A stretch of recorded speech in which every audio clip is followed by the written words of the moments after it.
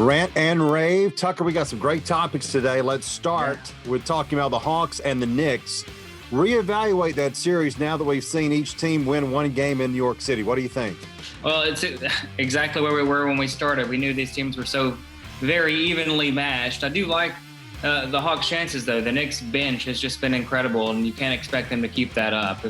If they play at a normal clip, the Hawks should have an easy time the rest of the way. Game 3 is important, obviously, and I really want to see what happens when they come out. But, Trey got under their skin. The Hawks went cold last night. There's no doubt about it. They were 0 for 8, 0 for 9, I believe, after they tied the game at 91. Boy, what great basketball we've seen in these two games. But you're right, evenly matched teams, and I think that's going to be it all the way down to the end. And it may depend on who's got the ball with the last 9 seconds left in Game 7. That's how close it may be. And, of course, the other part now, with the series moving to Atlanta, will the Hawks have significant home court advantage? Well, I don't know, if that's going to be the case compared to New York, because they're nuts. Let's just admit that. I mean, they were spitting on Trey, which is ridiculous. But I think the Hawks fans are so hungry and have craved this situation that, knowing what they saw on television from the New York fans, they're going to go nuts tomorrow. So I think that will help this team.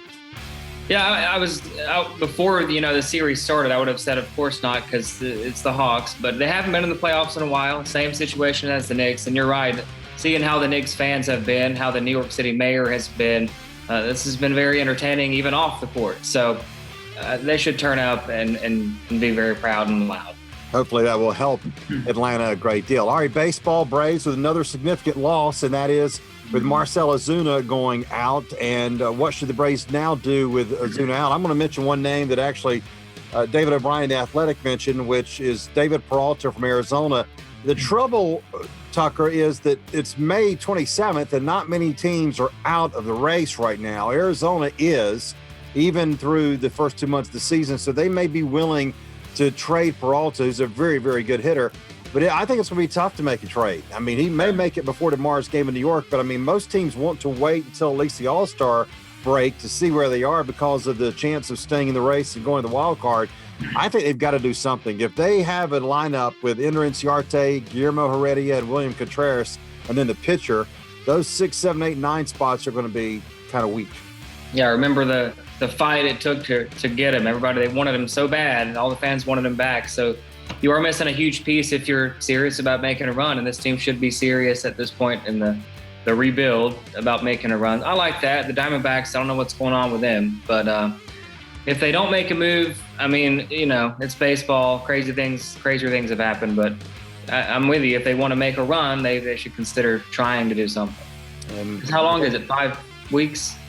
5 or 6 weeks, yeah. It's going to be a while, and you got to give Guillermo Heredia credit. We never would have thought he would have stepped up and done well in center field, but he really has so far. Finally, when we meet a week from now, Tuck, will Julio Jones be a Falcon by our next report?